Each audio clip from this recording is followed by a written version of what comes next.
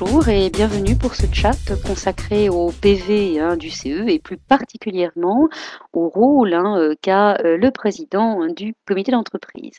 Je suis Nathalie Attia, juriste en droit social et rédactrice de l'ouvrage Le PV du CE aux éditions Motech. Je vais vous faire tout d'abord une présentation en 10 slides, puis je répondrai ensuite à toutes vos questions. Premier point, le président peut-il réécrire, supprimer, rajouter certains passages dans le PV du CE? Il faut repartir de ce que dit le Code du travail à l'article R 2325-3. Après chaque réunion ordinaire ou extraordinaire, le secrétaire doit établir un procès-verbal où seront consignées les délibérations du comité d'entreprise. C'est donc bien le secrétaire, et lui seul, qui est chargé de la rédaction du PV des réunions de CE. Alors pour autant, il n'est pas question de laisser le secrétaire donner seul sa version des faits, et c'est pour cela que le Code du travail a prévu que le PV devait être adopté avant d'être diffusé.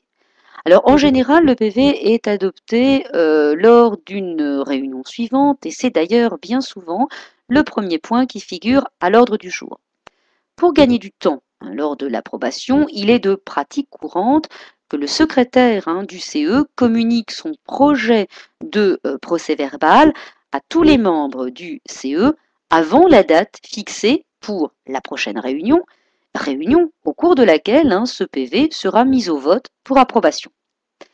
Et il se peut qu'à la lecture du PV, le président du CE souhaite qu'un passage soit réécrit, parce qu'il le trouve trop ambigu, ou bien qu'il estime qu'il ne reflète pas la réalité des débats qui se sont déroulés lors de la réunion.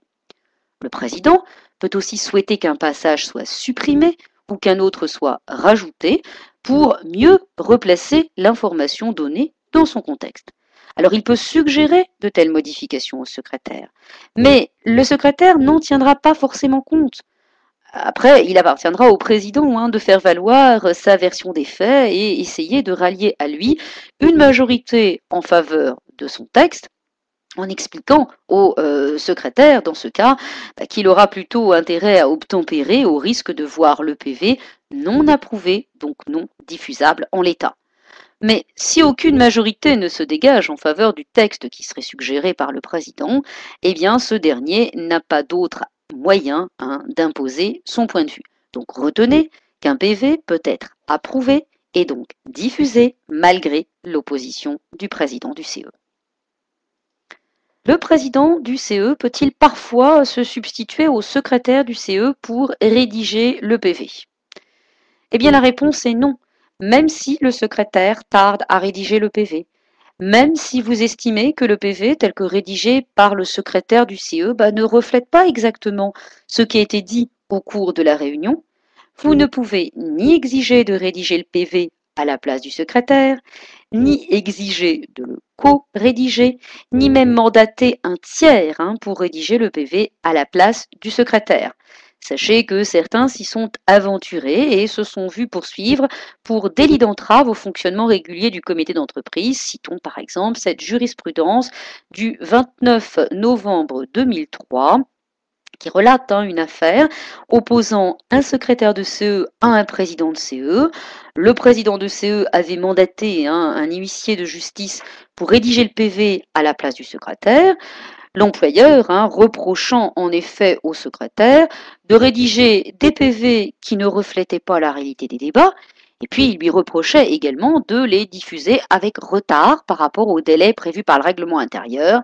Les juges ont considéré que même dans cette hypothèse-là, l'employeur ne pouvait pas nommer un huissier de justice pour rédiger à la place du secrétaire défaillant le PV de réunion.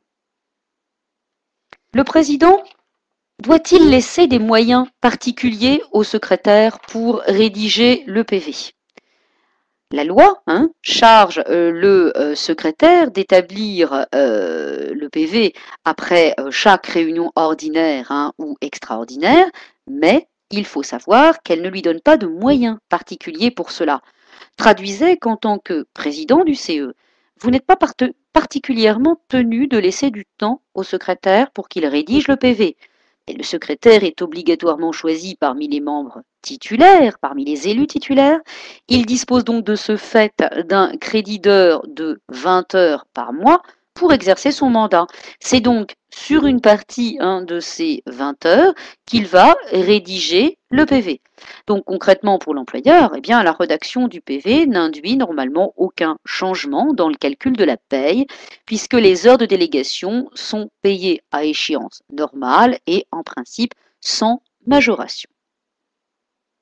Comment réagir lorsque le président a besoin de prouver que le CE a été consulté et que le secrétaire tarde à rédiger le PV? Alors il arrive parfois que le secrétaire du CE prenne du retard dans la rédaction du PV. Parfois par négligence, parfois c'est volontaire. Alors ça peut vous poser problème parce que vous avez besoin du PV de la réunion pour prouver à l'inspection du travail que vous avez bien consulté le comité d'entreprise. La liste des consultations dont le procès-verbal doit être communiqué à l'inspecteur du travail ne manque pas. Vous envisagez de licencier un salarié protégé, vous devez demander l'avis du CE et vous devez joindre cet avis à l'inspection du travail. Vous envisagez de licencier plusieurs salariés pour motif économique, là encore, vous devez consulter le comité d'entreprise. Le problème, c'est que la loi vous accorde généralement un délai de 15 jours pour adresser copie ou un extrait du PV à l'inspection du travail. Mais de son côté, le secrétaire du CE n'a aucun délai spécifique pour rédiger le PV. Alors, que faire dans ce cas?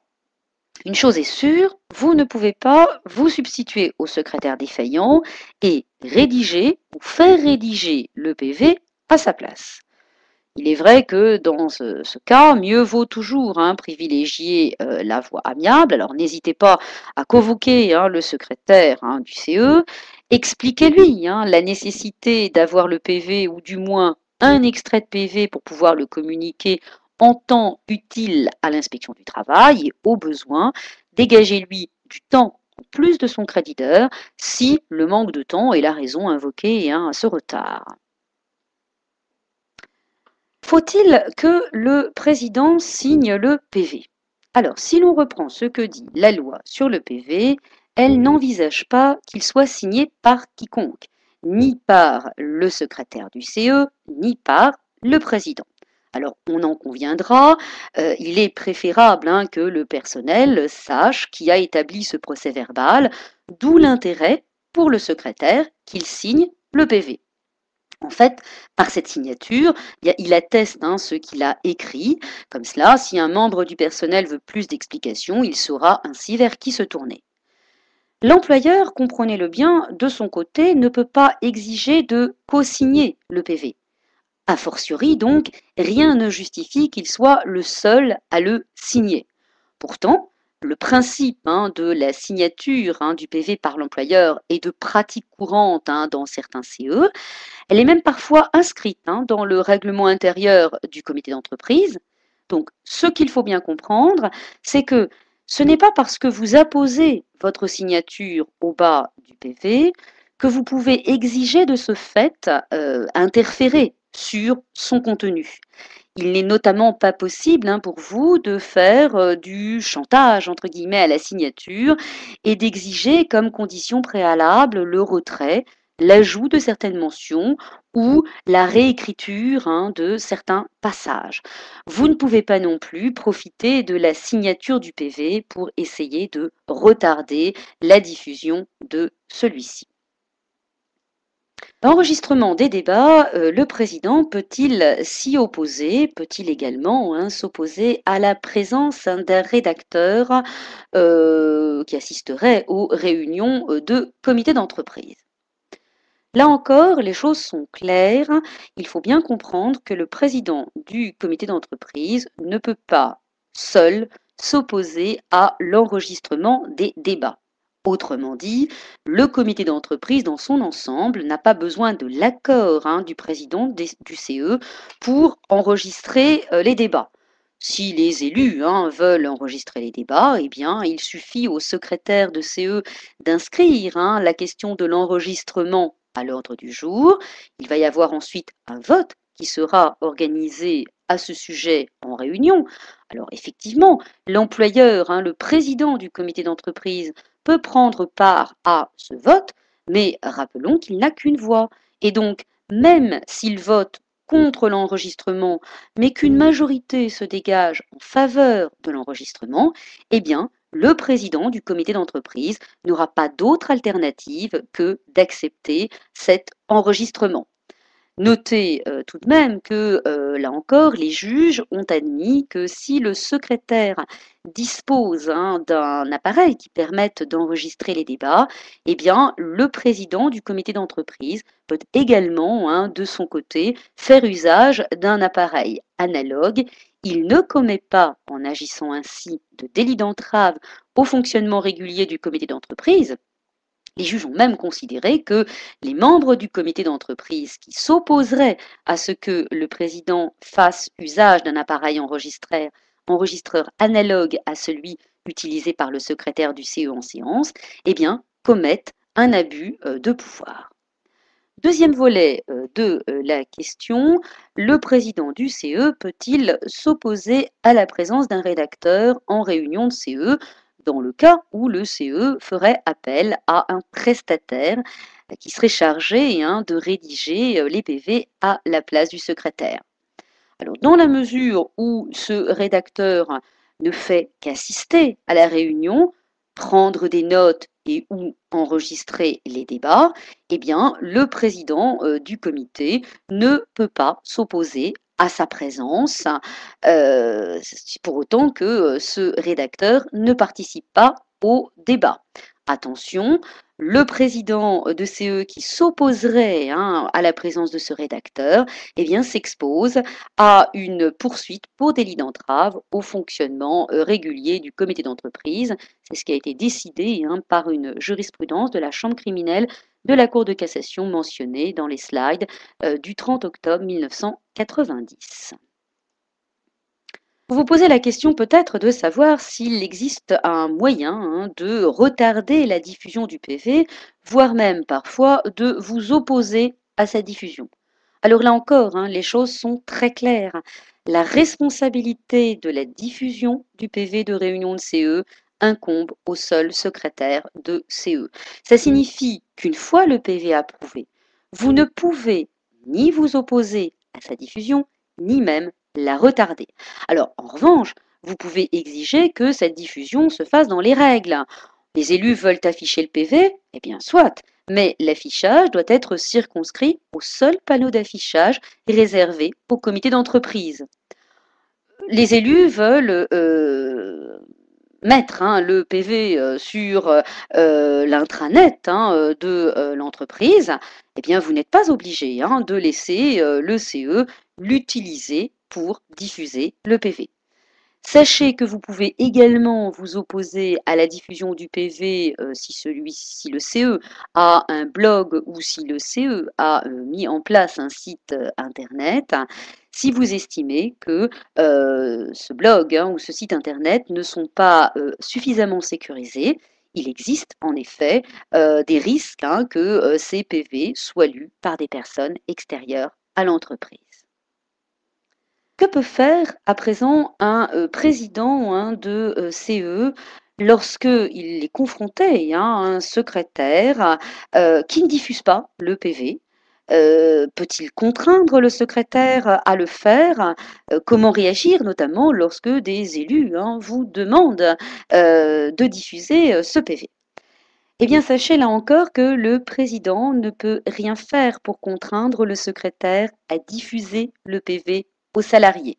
Et il en va ainsi, même si plusieurs élus vous demandent d'agir pour que ce PV soit diffusé. Rappelons-le, c'est le secrétaire qui rédige le PV, c'est lui qui décide de le diffuser ou pas, pour autant que ce PV ait été régulièrement approuvé. Il n'y a donc pas d'exigence légale, en fait, que le PV soit diffusé auprès du personnel, même si il est vrai que l'esprit de la loi va dans le sens d'une diffusion. Rappelons-le en effet, pour le CE, le PV, c'est véritablement leur outil de communication par excellence. C'est effectivement par ce biais que les salariés apprendront ce qui s'est dit au cours de la réunion, quels sont les sujets qui ont été traités, quelles sont les informations qui ont été transmises aux élus, quelles ont été leurs réactions et, le cas échéant, quelles contre-propositions ont-ils formulées. Lorsque le secrétaire ne diffuse pas le PV, la seule chose que puisse faire le président, c'est relayer une demande des élus pour éventuellement se poser la question de savoir s'il ne serait pas bon de changer de secrétaire. Dans ce cas-là, le président va inscrire la question de l'éventuelle révocation du secrétaire à l'ordre du jour. Mais rappelez-vous que ce n'est pas partie gagnée, puisqu'il faut que le secrétaire accepte que ce point-là figure à l'ordre du jour. Le président peut aussi décider de ne rien faire et puis finalement rétorquer que ce sera aux élus de régler cette divergence de vues entre certains membres du comité d'entreprise et le secrétaire quant à la diffusion du PV. Autrement dit, vous renvoyez les élus régler eux-mêmes leurs problèmes de communication interne. Le président a-t-il un avis à donner lorsque le secrétaire ne rédige pas lui-même les PV, mais que cette rédaction est réalisée par un prestataire? La question sous-jacente également est de savoir si le président peut également avoir des informations particulières sur le contrat qui a été signé. C'est vrai, tous les secrétaires le disent, rédiger un PV après chaque réunion ordinaire ou extraordinaire est une tâche qui est difficile et qui prend beaucoup de temps. Donc de nombreux secrétaires de CE se déchargent de cette mission puisque certains CE confient donc la tâche de la rédaction du PV à un prestataire. Donc, dans cette hypothèse, plusieurs contrats peuvent être proposés avec ou sans déplacement de rédacteur sur la base d'une prise de notes ou d'un enregistrement. On peut tout à fait comprendre que cela vous inquiète. Il est vrai que des tiers à l'entreprise vont assister aux réunions de CE, vont avoir accès à des chiffres, à des bilans, à des projets, vont être informés de documents économiques, de données sociales, financières. Alors, il se peut également que ces rédacteurs de PV n'assistent pas à la réunion, mais le rédigent sur la base d'un enregistrement qui sera transmis. Donc, légitimement, vous posez la question de savoir ce que contient le contrat qui a été passé par le CE et le prestataire. Il faut bien comprendre que le CE est doté de la personnalité civile et cet attribut lui confère notamment le droit de conclure seul des contrats sans que vous, président du comité d'entreprise, ne puissiez rien y trouver à redire. Aussi, si le CE décide de recourir à un prestataire pour externaliser la rédaction des PV, eh bien, vous n'avez pas de marge de manœuvre pour vous y opposer. C'est le CE qui décide de la manière dont il va utiliser sa subvention de fonctionnement. Il ne vous est donc pas possible d'exiger en amont de connaître le coût de la prestation, la méthode de facturation pratiquée par la société, les délais de remise de PV une fois la réunion terminée. En revanche, ce que vous pouvez demander, c'est s'il existe une clause de confidentialité dans le contrat pour vous assurer notamment que le prestataire et les salariés mandatés pour la rédaction s'interdisent de divulguer toute information, tout document, toute donnée ou tout concept dont ils pourraient avoir eu connaissance à l'occasion de leur mission. Vous pouvez également demander à savoir pendant combien de temps seront conservés les enregistrements et notes qui ont été prises au cours de la réunion une fois que le PV sera rédigé par le prestataire. Enfin, dernière question que nous aborderons, comment agir lorsque le président du CE est en désaccord avec le contenu ou avec le contenu du PV? Il se peut qu'à la lecture du PV, vous souhaitiez qu'un passage soit réécrit, parce que vous le trouvez trop ambigu, parce que vous estimez qu'il ne reflète pas la réalité des débats qui se sont déroulés lors de la réunion. Vous pouvez également souhaiter qu'un passage soit supprimé ou qu'un autre soit rajouté pour replacer l'information donnée dans son contexte. On l'a déjà dit, vous n'êtes en mesure que de suggérer de telles modifications, pas de les imposer. Le PV peut donc être approuvé et diffusé malgré l'opposition du président du CE. Une fois le PV approuvé, vous n'avez plus aucune marge de manœuvre sur lui. Vous ne pouvez plus demander de modification, vous ne pouvez pas vous opposer à sa diffusion, vous ne pouvez même pas retarder cette diffusion. En revanche, vous pouvez quand même donner votre version des faits aux salariés. Alors comment? Déjà, vous pouvez communiquer sur les panneaux d'affichage de la direction. Vous pouvez également communiquer via l'intranet de l'entreprise en donnant votre version des faits. Vous pouvez également prendre l'initiative d'organiser une réunion avec les salariés de l'entreprise pour leur expliquer la version des faits que vous défendez. Enfin, vous avez également la possibilité de joindre un courrier avec leur bulletin de salaire, là encore, pour donner votre version à vous qui diverge de celle qui figure au PV. Voilà, eh bien écoutez, nous avons passé en revue ce sujet concernant le rôle du président du CE dans la rédaction et la diffusion des PV. Je me tiens à votre disposition dès à présent pour répondre à vos questions. Alors, Monsieur Dunel a une question. Il nous demande si la direction peut rédiger unilatéralement la convocation. Alors, je comprends. Monsieur Dunel nous demande donc si le président du comité d'entreprise peut lui-même rédiger la convocation à une réunion du comité d'entreprise. Alors, la réponse est positive. Il faut savoir que c'est bien le président du comité d'entreprise qui est chargé de convoquer les membres du comité d'entreprise à une réunion. Ce n'est pas une mission qui incombe au secrétaire de CE. Cette convocation, eh bien, la loi ne dit pas grand-chose sur la forme qu'elle doit présenter. Eh bien, il faut que sur la convocation, les membres du comité d'entreprise sachent quand ils vont être convoqués, à quelle heure ils vont être convoqués et où ils vont être convoqués. Il est d'usage également de joindre à cette convocation l'ordre du jour des réunions de CE, mais ce n'est pas obligatoire. Alors, autre question. Madame Boivant demande si la direction peut rédiger un compte-rendu, un second PV de la réunion.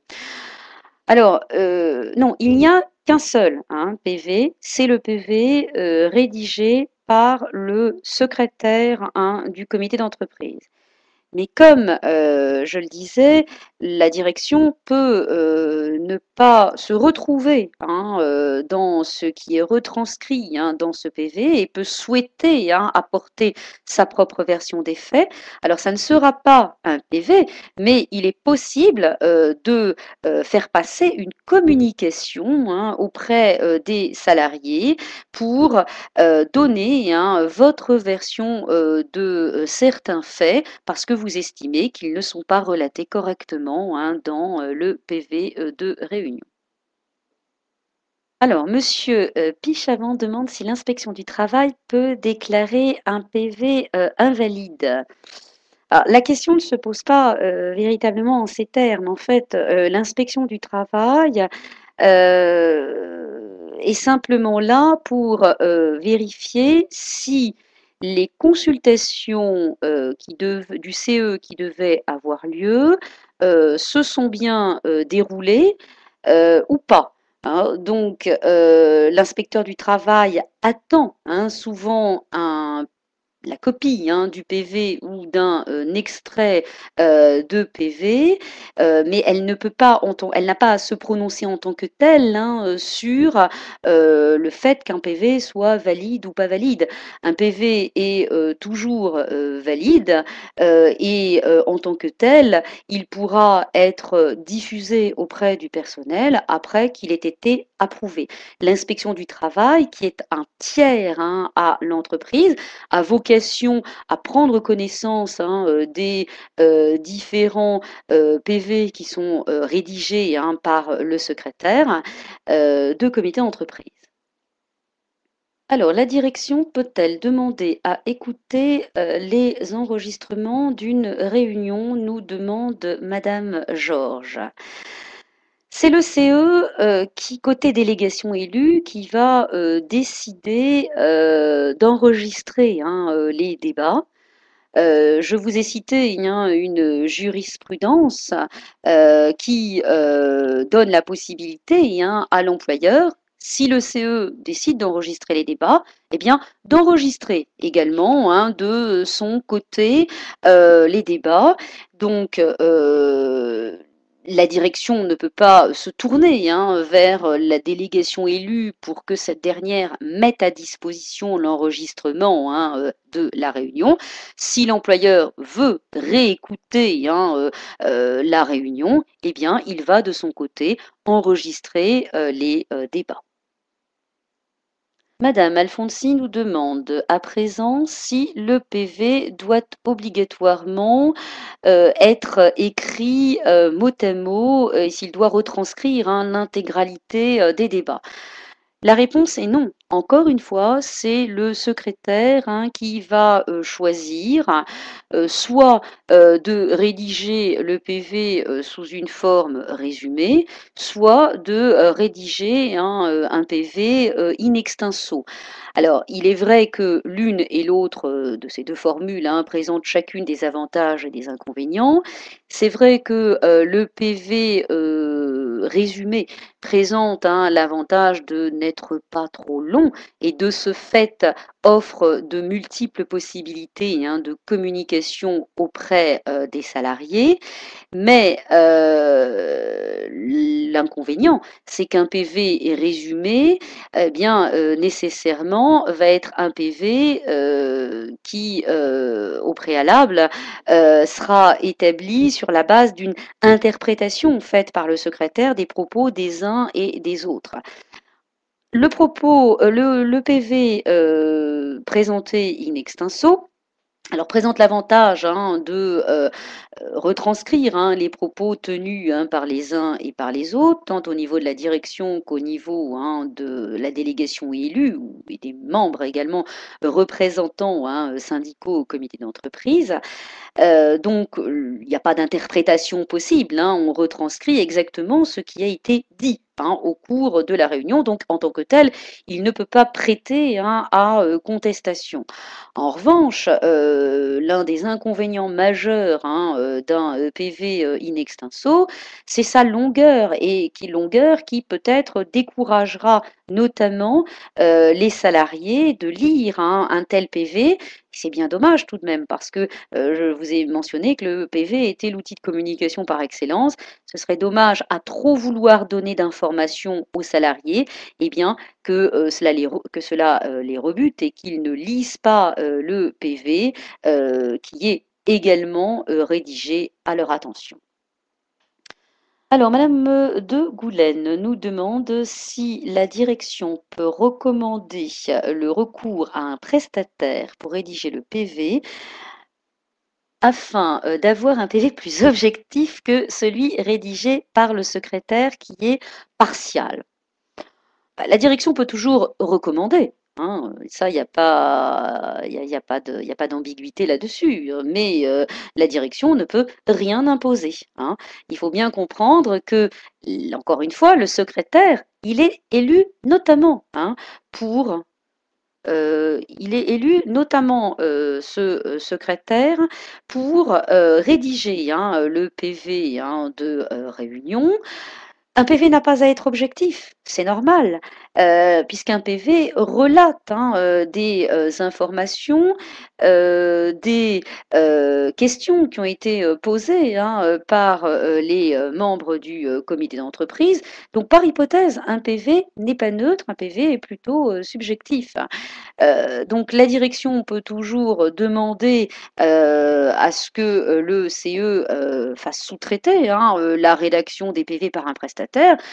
Ça, c'est possible. Elle n'enlèvera pas au CE la possibilité, de rédiger des PV qui ne soient pas, objectifs. Un PV, c'est partial, hein, et le fait de recourir à un prestataire d'ailleurs ne changera pas forcément, hein, la donne, puisque le prestataire va conclure avec le CE un contrat et le prestataire sera amené lui aussi à éventuellement, hein, faire un résumé ou à retranscrire in extenso les propos des uns et des autres. Sachez que, lorsqu'on recourt, hein, à une société, donc à un prestataire, bien souvent le rédacteur, contacte, hein, le secrétaire du CE pour valider avec lui, le PV avant, hein, qu'il ne soit, proposé, aux autres, membres du comité d'entreprise. Voilà, écoutez, nous allons, terminer, hein, sur, cette, question. Je vous donne, rendez-vous, prochainement et vous laisse, donc, la possibilité, de, recevoir, hein, mon nouveau guide, les 7 erreurs à ne pas commettre, hein, par le président, du CE que vous pouvez, télécharger. Vous, pouvez envoyer, donc un mail à, monsieur, Laurent Sibylle à l'adresse, hein, suivante: l.sibylle, SIBI2LE, arrobase, tech.com. Je vous donne rendez-vous, non pas le mois prochain, mais le mois suivant, dans 2 mois donc, pour un nouveau chat, à destination donc, des, présidents de comités d'entreprise. Je vous remercie et à bientôt. Au revoir.